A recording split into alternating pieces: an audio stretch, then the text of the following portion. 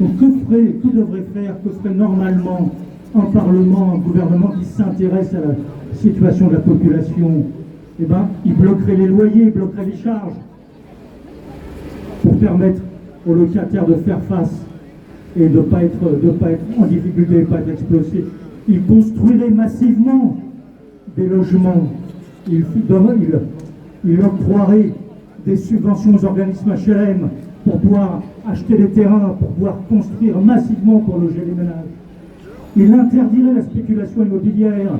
Il en finirait avec les Airbnb qui bloquent des dizaines de milliers de logements qui devraient aller aux jeunes et aux jeunes travailleurs qui cherchent à se loger. Il arrêterait de démolir des logements dans le cadre de l'ANRU. Au contraire, il réhabiliterait massivement les logements sans démolition. Enfin, il y a plein de choses qu'il faudrait faire et pour ça il faudrait de l'argent. Mais pour le logement, il n'y a pas d'argent. Pour les salariés, il n'y a pas de logement. Pour les locataires, il n'y a pas de logement. L'argent, il y en a pour la guerre.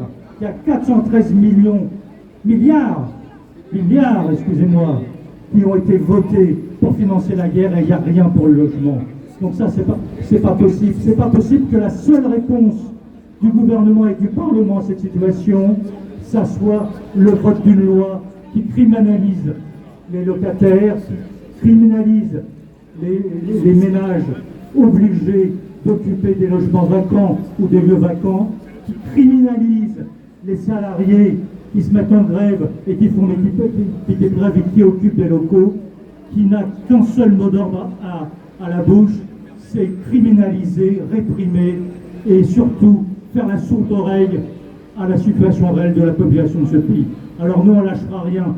Il y a eu les retraites, en multipliant les manœuvres, malgré l'opposition farouche de l'ensemble de la population, de l'ensemble des organisations syndicales. Le gouvernement a réussi à faire voter sa loi immonde pour faire monter l'âge de la retraite de 64 ans. Et bien cette loi, on fera qu'elle ne s'appliquera pas. Et bien la loi Kasbarian-Berger, c'est la même chose. On continuera à se battre, elle ne s'appliquera pas.